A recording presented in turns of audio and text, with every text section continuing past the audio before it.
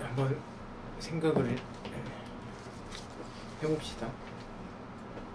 우리가 하나님을 믿으면서 그러면 하나님의 인도하심을 받고 싶어. 하나님이 내 삶을 인도하셔서 지금은 힘들지만 언젠간 정말로 좋은 푸르른 초장으로 하나님께서 나를 인도하시는 삶을 살고 싶다고 모두가 다 하나님을 믿는 사람들 다 생각을 합니다. 그래서 인도함을 받고 싶어. 근데 한번 생각해봐요. 하나님이 인도하실 때 우리들한테 필요로 하는 것들이 있어요. 그게 뭐냐면 말씀 하나 찾읍시다. 신명기 10장 19절. 신명기 10장 19절. 신명기 10장 19절 읽읍시다. 시작. 당신 신명기 10장 19절 찾았으면 읽읍시다. 시작. 당신들이 나그네를 사랑해야 하는 것은 당신들도 한때 이집트에서 나그네로 살았기 때문입니다.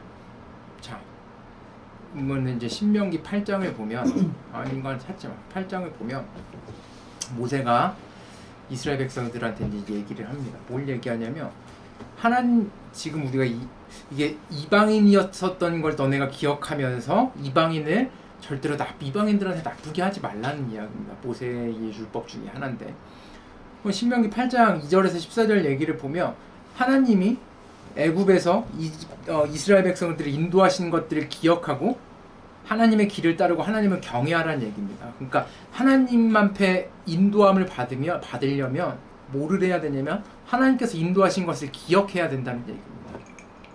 내가 한번 수요일에 얘기했는데 우리들의 기억이라고 하는 게 그래서 굉장히 중요합니다. 하나님에 대한 기억, 하나님에 대한 경험, 그걸 어떻게 가지고 있는지가 정말로 중요합니다. 이거 찾을게요. 이사야 46장 8절에서 10절. 이사야서 46장 8절에서 10절. 찾았으면 우리 한 목소리로 읽읍시다. 시작. 너희 죄인들아 이것을 기억하여라. 뭐하라고? 기억하라고. 자, 그리고 시작. 그리고 확고하게 서라. 너희 반역한 죄인들아 이 일을 가슴 깊이 간직하라고. 기억하라는 얘기야. 너희는 시작. 너희는 태초부터 이루어진 일들을 기억하라. 뭐하라고? 기억하라고. 시작. 나는 하나님이다. 나밖에 다른 신은 없다. 나는 하나님이다. 나와 같은 이는 없다. 계속. 처음부터 내가 장차 일어날 일들을 예고하였고 내가 이미 오래전에 아직 이루어지지 않은 일들을 미리 알렸다. 나의 뜻이 반드시 성취될 것이며 내가 하고자 하는 것은 내가 반드시 이룬다고 말하였다. 아멘. 이게 기억하고 있는 게 그래서 굉장히 중요합니다. 하나님의 인도하심을 받으려면 우리들한테 필요한 건 기억하는 일입니다. 기억하는 것. 기억의 역할이라고 하는 건 이 동시대에 벌어진 그 일들을 제한된 시각들을 우리들의 제한된 이 시각을 열어줍니다. 기억이.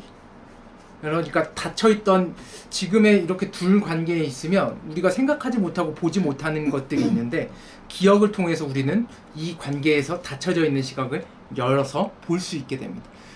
이게 당시에는 역지사지할 수가 없어.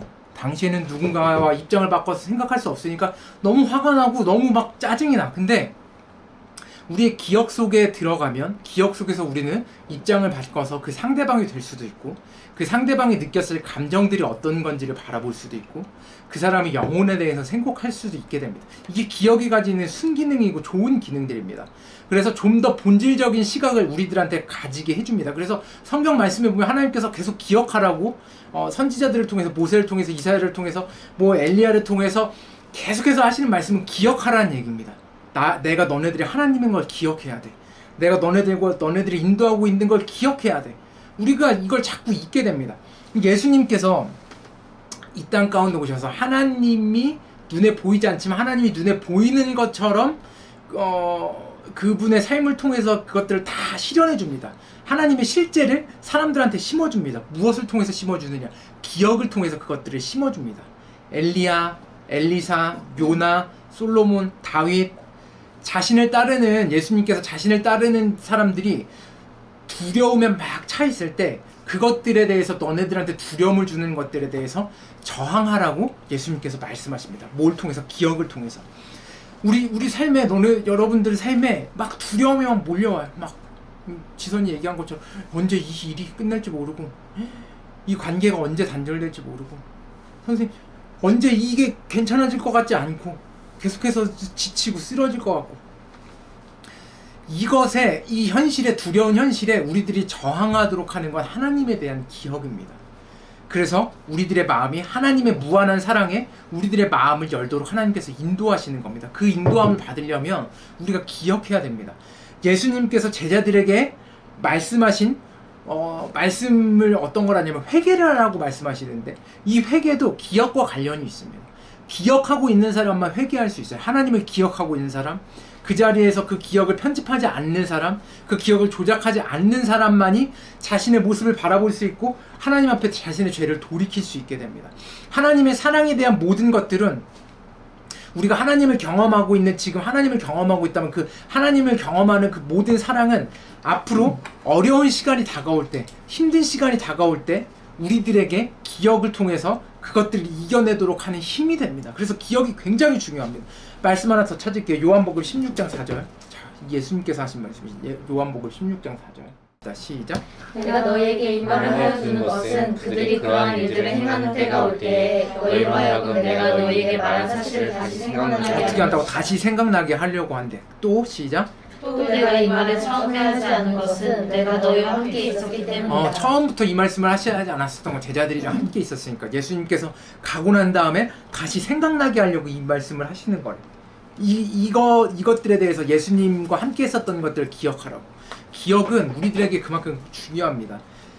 예수님을 따르는 사람들은, 우리는 예수님을 따르는 사람들인데, 예수님을 따르는 사람들은 서로에게 예수님이 기억나게 하는 사람이어야 됩니다.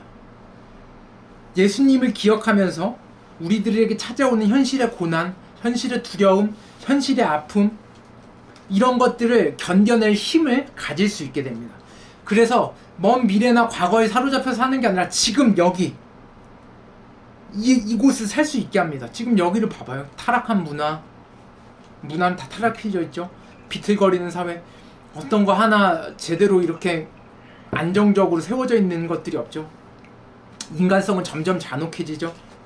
그리고 거기에 대해서, 그런 뉴스들에 대해서 우리가 이제는, 처음에는 그런 이야기들이 우리들 마음에 어떻게 이래, 이러다가 그런 이야기들이 이제 자극이 되면 무감각해지게 됩니다. 그런 것들에 대해서. 왜냐하면 거기에 계속 신경을 쓰고 그런 이야기들을 뉴스를 통해서 계속 신경을 쓰면 내 마음이 아프니까 거기에 대해서 무감각해지게 됩니다. 신경을 안 쓰게 됩니다. 지금 여기를 그래서 우리가 살지 못하도록 합니다. 근데 우리가 살고 있는 세상은 이런 세상이거든. 그리고 우리가 살고 있는 삶의 현실은 이런 곳이거든. 거기에 그냥 눈을 감아버립니다. 우리를 인도하고 희망과 살아갈 힘을 주는 것은 예수님을 지금 여기에 계신 분으로, 지금 내 옆에 계신 분으로, 지금 내 마음속에 계신 분으로 모시고 살 때 지금 여기를 우리가 살 수 있게 됩니다. 그래서 기억은 정말로 중요합니다. 그래서 이 기억은 사실 살아계신 예수님을 만나는 것 자체라고 할 수 있습니다. 근데 기억은 안타깝게도 우리들의 기억은 부정적이고, 이건 순기능이고, 기억에 편집적으로 우리들의 기억을 조작합니다. 그때 내 마음과 그때 내 상황들을 조작해서 나를 방어하는 데 사용을 합니다. 나를 들여다보는 데 사용하지 않습니다. 그래서 제가 지난주에 여러분들과 함께 말씀을 나눴죠. 우리들 안에 적대감이 찾아오는 것에 대해서 그걸 환대로 바꿔야 된다는 말씀을 함께 나눴습니다. 우리 안에 그래서 적대감이 찾아와요. 여러분, 부모하고 자녀 한번 여러분들은 이제 다 부모가 될 텐데 한번 생각해봐요. 적대감이 찾아옵니다. 그러니까 이 관계가 큰 틀에서는 너무 고맙고 사랑스러운 관계인데, 미시적인 관점에서 그냥 그때그때 어떠한 이야기들, 나를 이해하지 못하고 그냥 막 다그치는 이야기들에 막 분노하기도 하고, 적대감이, 그러니까 부정적인 감정들, 적대감이 막 우리 안에 찾아옵니다. 왜 적대감이 찾아오냐면,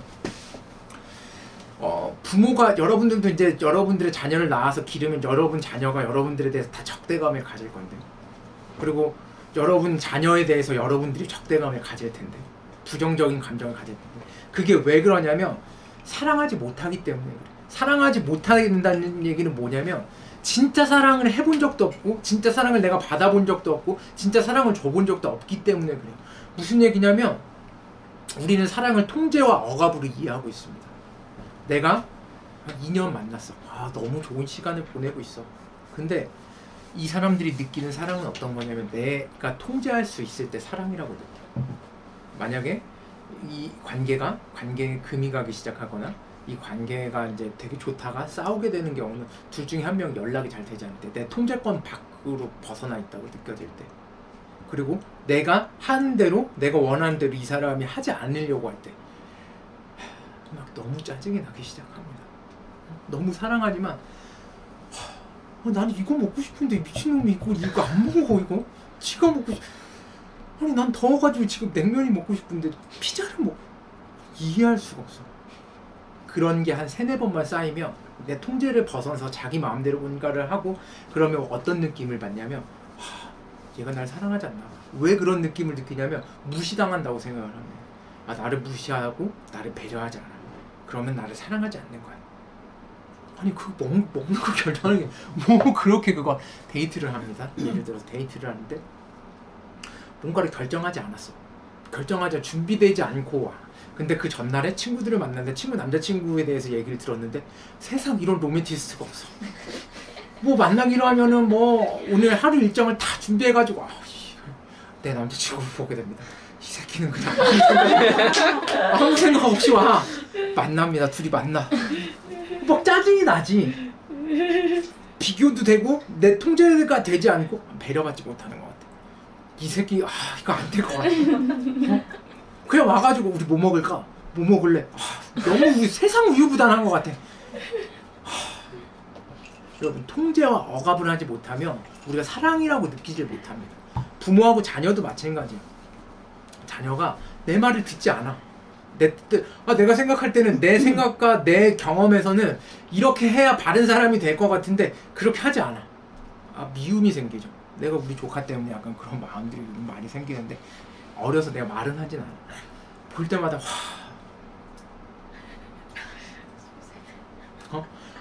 여러분들은 알겠지만 내가 제일 싫어하는 게 내가 뭘 물어봤을 때 대답 안 하는 거. 한 10번을 물어보는데 그냥 떡볶이 맛있어? 너는 떠들어라. 하나님 기도하고 그냥 방으로 들어가서 게임을 해. 그래서 너무 스트레스 받아. 너무 스트레스. 이게 왜 그러냐면 나도 통제하고 억압하려고 하는 마음이 있기 때문에 그래요. 이게 그래서 진짜 사랑을 한다는 게 이게 통제하고 억압되지 않은 이 바깥에 있으면 마치 큰일이 나는 것처럼 내 사랑을 밖에 그래 두고 보자 이렇게 됩니다. 통제하고 억압하지 이게 사랑이란 이름으로 교묘하게 부모와 자녀 간도 연인 간도 부모와 이 통제와 억압이란 이름이 사랑이란 이름으로 교묘하게 포장되어 있습니다. 진짜 사랑은 얘기했지만 그런 적대감이 들었을 때, 그런 어떤 부정적인 감정이 이 사람으로부터 들었을 때 이 사람이 내 마음 가운데 들어와서 이 사람이 될 수 있도록 받아들여주는 공간을 만들어내는 겁니다. 근데 내가 조카를 보니까 이게 쉽지가 않아. 정말로. 정말로 이게 쉽지가 않은데, 하지만 불가능한 일은 아닙니다. 처음에는 마음부터 그렇게 할 수 없지. 그냥 말을 하지 않는 것에서부터 시작됩니다. 그 전에는 막 짜증내고 내 부정적인 감정을 그대로 드러났으면 그냥 한번 참고 내가 한번 들여다보는 겁니다. 여기에 내 어떤 마음이 섞여져 있는지. 근데 이게 만약에 되지 않으면, 제가 늘 얘기하잖아요. 이거를 내가 온전하게 다른 사람이 내 마음 가운데 들어와서 쉴 충분한 공간을 내 마음에 만들지 못하면 어떻게 되냐면, 나중에 결혼해서 내가 자녀를 낳으면 나의 이 문제들이 내 자녀한테 그대로 갑니다. 그대로 가서 나보다 더한 괴물을 만들어내요. 정서적으로 더 불안하고 정서적으로 더 힘든 사람을 만들어내요. 진짜로. 그래서 부모가 된다는 게 그렇게 쉽지가 않아요. 이렇게 되면 내가 이루고 싶었었던 거, 내가 실현하고 싶었었던 걸 내 자녀한테 다 투영합니다. 그러니까 엄마 너네들 너 의사가 돼야 돼? 너 변호사가 돼야 돼? 한의사가 돼야 돼? 그럼 지가 한의사 되든가. 지가 한의사 돼서 안락한 삶을 살게 해주든가. 나한테 안락한 거 안전한 거 내가 먹고 싶은 거 다 먹을 수 있는 돈을 제공을 해주든가. 근데 그러질 못하니까, 그러지 못했었던 걸 자녀들한테 다 투영시킵니다. 그래서 우리들이 기억해야 되는 건, 내 자녀가 하나님께서 나한테 맡긴 선물이라는 생각들을 해야 됩니다. 내가 만나고 사랑하는 사람이 내가 통제하고 억압해야 될 대상이 아니라 내가 사랑하고 기다려줘야 될 하나님의 선물이라는 생각으로 기다려야 됩니다. 물론 여기서부터 가족을 그렇게 마음에 품는 것에서부터 내 사랑하는 사람한테 공간을 만들어주는 그 일에서부터 시작이 돼야 됩니다. 이것을 하지 못하면 바깥에서 일하면서 만나는 사람을 위한 공간을 만들어낸다? 뭔 이런 거지 같은 게 어디 있어. 얼굴만 봐도 짜증나지 그런 사람들. 거기에서 내가 이 사람을 위한 공간, 이게 가식입니다. 여러분 가족, 내가 사랑하는 사람을 위한 공간을 만들지 못하면 다른 사람을 위한 공간을 만든다, 나가서 일하는, 그거는 그 사람들을 위한 공간을 내가 내 성숙과 성장과 말씀으로 무장해서 그거를 그 공간들을 만들어내는 게 아니라 내 상황이 그렇게 만들지 않으면 죽을 것 같으니까 그냥 만들어내는 거야. 밀려가지고 어떤 권력이나 어떤 힘에 밀려서 이렇게 만들어야지. 이거는 병신짓이야. 이건 하나님의 말씀을 따르는 삶이 아니라. 여러분, 그래서 힘들어도 여러분 가족을 위한 공간, 내가 진짜 사랑하는 사람을 위한 공간을 만드는 연습을 해야 됩니다. 공간을 만들어주면 어떻게 될까? 막 내가 생각하는 거죠. 이 사람이 정말로 그걸 알아서, 내 마음을 알아서 그 공간에서 정말 자유롭게 되지만 내 어떤 그 선을 넘지 않고 내 기분을 상하지 않게 하고, 그런 일들이 일어나지 않습니다. 문제는 그 안에 들어오면 정신병자가 들어온 거야. 막 날뛰어. 그게 잠잠해질 때까지 기다려야 돼. 이게 우리들의 찾아오는 어려움입니다. 근데 그 사람이 진짜 정신병자여서 그러는 게 아니라 내 마음의 공간이 아직 그 사람이 될 만큼 충분한 공간이 아니기 때문에 그렇게 느껴져요. 내 마음에 누군가를 품는다는 게 그런 일입니다. 우리가 적대감을 가지고 누군가에 대해서 환대로 가지 못하는 이유가 바로 이런 것들 때문입니다. 충분하게 내가 상처받을 거에 대한 두려움, 충분하게 그 사람을 위한 공간을 만들지 못하는 거. 이게 너무 힘이 들죠. 누군가를 위한 공간을 만들어내는 게. 사람들이 내 마음의 공간에서 쉴 수 있도록 하기 위해선 여러분 거짓의 벽들을 다 무너뜨려야 됩니다. 아까 소희가 얘기한 것처럼 환상, 회피. 나는 힘들지만 힘들지 않다고 생각하는 우주라는. 아니 근데 이게 웃을 얘기가 아니라 우리들의 삶에서 너무나도 이런 일들이 자주 일어납니다. 내가 아까 얘기했죠. 뒤로 물러서. 그래야 내 마음이 안 다치니까. 그래야 내가 안 힘들 것 같으니까. 그래야 내가 일을 더 할 수 있을 것 같으니까. 아니 앞으로 내가 계속 일을 해야 되는데 지금 힘들다고 느끼면 안 될 것 같으니까. 공부하는데 내가 지금 힘들다고 하면 내가 주저앉을 것 같으니까 내가 강해져야지. 여러분 잔뜩 이렇게 힘이 들어가면 거기에서 이제 실수들이 나오고, 거기서 내가 나되지 못하는 거짓된 삶을 힘들면 그냥 받아들이면 됩니다. 거기서부터 시작이에요. 힘들구나. 하지만 내가 힘들지만 여기서 주저앉을 게 아니라 앞으로 나아가야지 하고 한 걸음 내딛을 수 있는 용기를 받는 거예요. 여러분들의 성숙을 방해하는 장애물들을 다 제거해야 됩니다. 여러분들을 올가매고 있는 이 사슬들을 끊어내야 되는데, 이게 굉장히 영적이고 정신적인 사슬이 여러분들을 꽁꽁 싸매고 있습니다. 여러분의 부모님들한테서 받지 못했었던 잘못된 사랑. 근데 그게 어쩔 수 없어. 왜냐면은 나도 그렇고 여러분들, 이게 모든 인류사에서 이게 다 물려 내려오는 거거든. 우리 부모가 특별하게 문제 있는 인간이어서 그런 게 아니라 내가 그렇듯 우리 부모도 마찬가지거든. 그래서 이게 꽁꽁 그냥 싸매져 있거든요. 여러분들의 정신적이고 영적으로 속박되어 있는데, 그래서 내가 나를 위한 공간을, 그리고 내 안에서 하나님을 위한 공간을 만들지 못하고, 그리고 다른 사람들이 들어와서 쉴 수 있는 공간들을 만들지 못하고, 방어 기제들로 나를 꽁꽁 이렇게 싸매고 있어요. 이렇게 하면, 이렇게 들어오게 하면 내가 받아들여지면 뭔가 손해보는 것 같고 지는 것 같고 상처받을 것 같고, 상처에 대한 두려움, 이게 기억들을 그렇게 편집해서 가지고 있기 때문에 하나님의 인도를 받는 그 길로 가지 못하게 됩니다. 다른 사람 이전에, 그래서 다른 사람을 위한 공간 이전에, 그래서 순서가 중요한데 나를 위한 공간을 만들어야 됩니다. 하나님을 만날 수 있는 공간. 결국 그 이야기는 고독의 공간이 없으면, 하나님을 만나는 고독의 공간이 없으면 타인을 위한 환대의 공간이 만들어지지 않습니다. 그리고 그 환대의 공간이 없으면, 타인이 들어와서 쉴 수 있는 환대의 공간이 없으면 내 삶에서 예수님의 인도를 받아서 푸른 초장으로 가는 것이 불가능해집니다. 여러분 삶에서 하나님이 인도했으면 좋겠죠. 여러분 마음을 여셔야 됩니다. 상처받을 것에 대한 두려움을 여셔야 됩니다. 그렇다고 회사에 있는 사람들을 위한 공간을 만들라는 얘기가 아니야. 너네들이 사랑하는 그 사람을 위한 공간, 그 사람이 그 사람 될 수 있는 공간, 너네들 가족들을 위한 공간, 이 공간들을 만들어내야 됩니다. 그리고 이게 되면 다른 사람들 한 사람씩 내 마음의 공간에서 열어주는 연습들을 해야 됩니다. 이게 시간이 오래 걸리고 힘든 일일 수 있어. 근데 10년, 20년 만에 된다고 하더라도 너네 40살 와 엄청난 사람이 돼. 나이만 처먹는 거야 진짜. 내가 나이를 먹어보니까 알겠는데 나이만 처먹는 거예요 여러분. 나이가 먹는다고 저절로 막 성숙해지고 내 마음에서 다른 사람이 뛰어놀 수 있는 공간, 그 사람을 이해하고 막 인정하고 성숙한 마음이 생기지 않아. 절대로. 그냥 나이만 처먹는 거예요.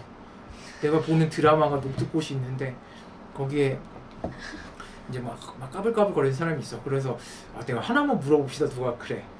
그거 뭔데 물어봐. 그러니까 도대체 나이는 어디로 드시는 거예요? 그러니까 되게 해맑게 똥군형으로. 진짜 나이를 그냥 똥군형으로 처먹게 됩니다. 정말이야. 여러분 성숙하려면 다른 사람을 위한 공간을 지금이라도 만들어야 됩니다. 지금부터 만들기 시작해야 됩니다. 나를 위한 공간을 먼저 만드세요. 여러분이 올가매고 있는 이 사슬로부터 예수님을 만나면 벗어날 수 있습니다. 여러분 마음속에서 만나셔야 됩니다. 그래서 성경에서는 끊임없이 눈을 뜨라고 이야기하고 귀를 열라고 이야기합니다. 진짜 기도하면서 이것들이 열리도록 여러분 기도해야 됩니다. 열린다는 것은 결국 하나님을 믿으면서 전혀 다른 삶, 새로운 삶을 살겠다는 스스로의 결단입니다. 나는 이전과 전혀 다른 삶을 살고 싶어. 또는 전혀 다른 삶을 살 거야. 난 지금 새로운 삶을 살고 싶어. 새로운 삶을 향한 여정을 시작할 거야. 내가 가보지 않은 길이어서 어떤 일들이 찾아올지 얼마나 힘들지 모르지만 나는 이 길을 걸어갈 거야 라고 생각하는 겁니다. 외로움을 받아들이는 것에서부터 시작이 됩니다. 이 세상적인 삶과 가치가 아니라 하나님의 법과 식을 따르는 삶, 새로운 삶을 살 거야. 다짐하는 일입니다. 기도하는 일입니다. 그러면 어두운 시야가 조금씩 열리게 되고 들리지 않던 귀가 조금씩 열리게 됩니다. 중요한 건 조금씩, 한 번에 열리는 게 아니라 조금씩 열리게 됩니다. 예수님이 눈과 귀를 만져주셔서 열리게 됩니다. 그러면 진짜 그 안에서 예수님께서 하시는 음성을 듣고 예수님께서 하시는 나를 얼만큼 따뜻하게 안고 계시는지 여러분들이 느낄 수 있게 됩니다. 여러분 이걸 꼭 경험해야 예수님을 위한 그 내 삶에 찾아오는 이 외로움, 나를 막 올가매고 있는 온갖 생각들, 가치관들, 이렇게 하지 않으면 행복해, 불안해, 이렇게 하면 불행한 삶을 사는 거야. 이렇게 하지 않으면 쿨하지 않은 거야 라고 생각하는 쿨한 게 어딨어. 여러분 다 올가매고 있는 그 생각들로부터 벗어나려면 여러분 예수님을 여러분 마음속에서 만나셔야 됩니다. 들어가셔서 여셔야 돼요. 현실에 매몰되면 안 됩니다. 현실에 매몰되어 있으면 안 됩니다. 내 모습을 자꾸만 현실이라고 생각하는 내 모습을 편집해서 보는 그 내 모습을 자꾸만 그것들을 들여다보면서 만족하거나 그것들을 들여다보면서 내 자신을 자학해서는 안 됩니다. 여러분 영적인 싸움을 멈추어서는 안 됩니다. 세상이 여러분들 가운데 계속해서 심어주고 있는 환상들이 어떤 건지를 꿰뚫어 봐야 됩니다. 눈이 열려야 됩니다. 내 안에 들어온 세상의 생각, 가치들이 여러분들을 지키려고 하는 방어 기제로 바뀌게 됩니다. 이렇게 해야 돼. 그러면 여러분들을 위한 공간, 여러분들이 하나님을 만나는 공간이 없고 외로움이 고독으로 변하는 공간이 없고 적대감이 찾아왔을 때 그 적대감에 대한 당연히 나한테 부정적인 감정이 다가오면 어떻게 해야 돼? 누가 내 뺨을 때려서 어떻게 해야 돼? 뺨 그냥 확 올려 같이 쳐버려야 마음이 편하잖아. 우리 마음은 그렇잖아. 내 마음 가운데 적대감이 들어오면 나를 적대감이 너네 봐봐. 사랑하는 사람이 나한테 기분 나쁘게 하고 날 실망하게 했어. 어떻게 해? 마음 아프게 하지. 엄마가 막 날 기분 나쁘게 했어. 똑같이 마음 아프게 할 거야. 너네 연애를 해봐. 얘가 날 열받게 했어. 얘가 바람을 펴서 날 열받게 했어. 최고의 복수가 뭐야? 똑같이 바람을 피는 거야. 내 영혼을 망가뜨리는 반응을 하게 됩니다. 적대감이 환대로 바뀌지 않으면. 그래서 우리가 영적인 싸움을 멈춰서는 안 되고 이런 것들이 내 내면으로 스며들도록 그냥 내버려둬서는 안 됩니다. 여기에서 우리가 해야 될 건 저항해야 됩니다. 저항해야 돼요. 이것에 저항해야 돼요. 이것들이 내 안에 들어오지 못하도록. 가만히 있으면 내면으로 스며들어서 이것들이 내면으로 스며들어서 내가 나 되지 못하도록 합니다. 자꾸 다른 사람들의 기대에 맞춰서 살도록 하고 자꾸 다른 사람들의 의식해서 그것들이 전부인 양 살게 하고 내가 뭔가를 조금 누리고 있으면 이게 되게 행복한 거라고 생각하면서 살게 돼요. 근데 그게 얼마 못 갑니다. 차를 사서 막 좋아. 얼마 못 가요. 핸드폰 사서 좋아. 얼마 못 가요. 뭔가 환경이 바뀌어서 너무 좋아. 옷을 사서 너무 얼마 못 갑니다. 그런 것들로 여러분들의 만족감들을 채우려고 얼마 못 가요. 결국 내가 나되지 못한 삶으로 계속해서 나를 몰아가게 됩니다.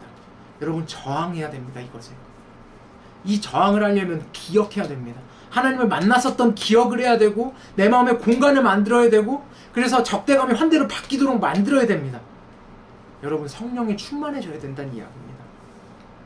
저항하는 일은 이것에 저항하는 일은 내 자신, 내 싫은 모습이든 좋은 모습이든 내 자신을 받아들이고 하나님 앞에 있는 그대로 고백하고 내 감정을 그리고 회개하도록 그게 잘못된 것이라면 내 기억 속에 잘못된 것이라면 회개하도록 이끌어줍니다. 이게 성령님이 우리들에게 하시는 일입니다. 내 자신을 받아들이고 고백하고 회개하도록 하는 겁니다. 여러분 성령을 그래서 구해야 됩니다. 성령을 받는 일은 새로운 용기와 자신감을 가지고 내가 아니라 내 안에 계신 나를 보게 하는 게 아니라 내 안에 계신 예수 그리스도를 보도록 합니다. 이게 땅을 보면서 사는 게 아니라 하늘을 보면서 살도록 하는 내가 아니라 내 안에 계신 예수 그리스도를 보도록 합니다. 하늘을 보고 살게 한다는 이야기입니다. 여러분 히브리서가 이렇게 이야기합니다. 히브리서 자체가 이제 뭐 믿음에 관한 이야기를 막 하는데 우리가 어떻게 앞으로 나아갈 건지에 대해서 구체적으로 우리들한테 일러주는 게 아니라 하나의 생각을 커다란 생각들을 우리들한테 던져줍니다. 이 말씀이 무슨 얘기냐면 히브리서는 역사에 대해서 이야기합니다. 역사적인 인물들, 성경의 인물들 우리가 구약에서 봤었던 아벨, 에녹, 노아, 아브라함, 사라, 이삭, 야곱, 모세 그리고 많은 믿음의 선배들에 대해서 이야기를 합니다. 그리고 이렇게 이야기를 합니다. 12장 1절 히브리서 12장 1절 우리 찾아봅시다. 12장 우리 한 목소리 읽읍시다. 그러므로 시작. 그러므로 이렇게 구름대와 같이 수많은 증인이 우리를 둘러싸고 있으니 우리도 갖가지 무거운 짐과 얼매는 죄를 벗어버리고 우리 앞에 놓인 다름질을 참으면서 달려갑시다. 그러므로 이렇게 구름대와 같이 수많은 증인이 우리를 둘러싸고 있으니 이 사람들의 삶을 통해서 이 사람들의 삶이 증인이 되니까 둘러싸고 있으니 우리도 갖가지 무거운 짐과 여러분들을 얽매고 있는 무거운 짐들을 얽매고 있는 여러분들을 정신적으로 영적으로 얽매고 있는 이 사슬들을 벗어버리고 여러분 앞에 놓여져 있는 다름질 달려갈 길을 참으면서 끝까지 달려가라는 이야기입니다. 영적인 싸움을 멈추지 말고 끝까지 해서 나아가라는 이야기입니다. 무슨 얘기냐면 여러분 삶의 이야기, 여러분 이야기 속에 그러니까 이 성경의 이야기를 통해서 우리가 그 안에 들어가서 거하기도 하고 돌아다니기도 하고 우리 자아를 위한 공간을 만들기도 할 수 있습니다. 이 이야기, 성경의 이야기를 통해, 말씀을 통해 이 이야기는 우리들한테 다가오는 안 좋은 것들, 부정적인 것들, 적대감들, 내 안에 있는 외로움들 이것에 저항하도록 하지만 억압하지는 않습니다. 그걸 못한다고 해서 너 이거 못해 근데 우린 또 이걸 못하면 또 스스로를 또 다그치거든. 악순환 아니야 악순환. 열리지 않아. 이게 그런 것들을 큰 이해의 틀이 없으니까 막 하나님을 찾지 않으면은 막 내가 죄인인 것 같고 아니 자유하는데 하나님을 믿는데 왜 그러냐고 억압하거든 내 스스로를 또 그것 때문에 자유하라고 한 그것 때문에 자유하지 못해. 이거 얼마나 병신 같은 나 자유하지 못해. 자유해야 되는데 이거 얼마나 병신 같은 일입니까 여러분 성경의 말씀 안에 담겨져 있는 이야기들이 증인들 그 사람들의 삶의 이야기들이 성령님이 우리들의 안을 향하도록 만듭니다. 근데 이게 어떤 기술적인 거나 어떤 술수나 이런 것들이 아닙니다. 이 이야기는 성경의 이야기는 우리들을 그냥 가볍게 초청합니다. 너도 일어난 삶을 살라고 너의 삶의 이야기를 만들어가라고 하나님과 함께 그리고 그 예수님을 만나도록 해줍니다. 그리고 그 예수님과 대화를 하도록 만들어줍니다. 이거야. 우리가 그래서 이 세상에 저항하도록 만들지만 그걸 억압하는 게 아닙니다. 이걸 못하면 막 다그치거나 뭐 회초리를 들고 예수님이 쫓아오는 그런 게 아닙니다. 할 수 있을 때까지 그냥 기다려주는 거예요. 여러분도 그러니까 여러분이 못하는 거에 대해서 너무 억압하지 말고 그냥 놓아주세요. 여러분 스스로를. 기다려주세요. 여러분이. 근데 못하지. 왜냐면 너네 엄마 아빠가 못 기다려줬거든 지금까지. 왜냐면 목사님이 너네들을 못 기다려줬거든. 내가 너네들을 못 기다려줬거든. 딱 그치. 너네들 스스로 기다려줘야 돼. 너네들 남자친구 여자친구가 못 기다려줬거든 변할 때까지. 기다려주는 시간들이 필요합니다 여러분. 여러분들을 인도하는 삶의 이야기가 예수님을 만나서 살게 되는 삶의 이야기가 생기면 그게 증언이 되고 여러분들이 증인의 삶을 살게 됩니다. 그러면 문을 열고 여러분들의 삶을 찾을 수 있는 공간을 찾아야 됩니다. 예수님을 찾을 수 있는 공간. 그러면 성령님께서 내가 그 공간을 찾을 수 있도록 계속해서 인도합니다. 내가 무엇을 하고 어떻게 해야 되는지 구체적으로 어떤 이야기들을 하나님께서 하시진 않습니다. 그건 여러분들이 만들어가는 겁니다. 다만 이 성경의 말씀, 이 이야기를 통해 내 안에 계신 예수 그리스도를 우리가 기억하게 됩니다. 그 기억이 아주 실제적이고 구체적으로 내 기도를 통해서 이루어지는 겁니다. 그리고 예수님이 바로 지금 여기 내 마음 가운데, 지금 이 자리 가운데 계시는 걸 내가 느끼게 됩니다. 부활하신 그 예수님께서 그분을 만나도록 성령님께서 인도하십니다. 여러분 성경을 읽으면서 성경 인물의 삶의 이야기, 우리가 시편을 읽으면서 시편의 저자의 이야기를 통해서 예수님을 향해 가도록 내 삶의 이야기가 만들어지고 있는 겁니다. 여러분 실패할 수 있습니다. 그러나 성공할 수도 있고 넘어질 수 있지만 우린 일어나면 되고 찢어지고 너덜너덜해지겠지만 계속해서 하나님을 찾아가고 그리고 그 찾은 한 사람의 삶의 이야기가 여러분들의 삶이 되는 겁니다. 여러분 스스로의 삶이 되는 겁니다. 여러분 자신의 각자의 삶이 되는 겁니다. 그리고 서로가 서로한테 이야기가 되는 겁니다. 증인이 되는 겁니다. 매일의 삶이 비슷하지만 여러분 똑같지 않습니다. 그래서 매일 새로운 이야기가 되는 겁니다. 그런데 이게 성령이 충만하지 않고 내가 이렇게 있으면 매일 똑같이 반복되는 일상 같지만 전혀 그런 일상은 없습니다. 매일이 다른 하루하루입니다. 지금 우리가 나누는 지금 이 이야기들, 이 이야기가 멈춰서는 안 됩니다. 그러니까 여러분들의 삶을 더 자세하게 들여다보셔야 됩니다. 여러분한테 맞는 것들을 찾으세요. 기도하셔야 됩니다. 말씀을 읽으셔야 됩니다. 그런데 여러분들한테 맞는 방법으로 억압하지 않고 여러분 자유롭게 하세요. 못했다고 여러분들을 너무 다그치지 마세요. 이러면 안 돼. 왜 못했어? 이게 아니라 괜찮아. 좀 뻔뻔해져도 돼요. 괜찮아. 뭐 늦게 일어나서 괜찮아. 괜찮아. 뭐 인생 망하기밖에 더 하겠어. 시험 1년 더 준비하기밖에 더 하겠어. 여러분들한테 자유를 주세요.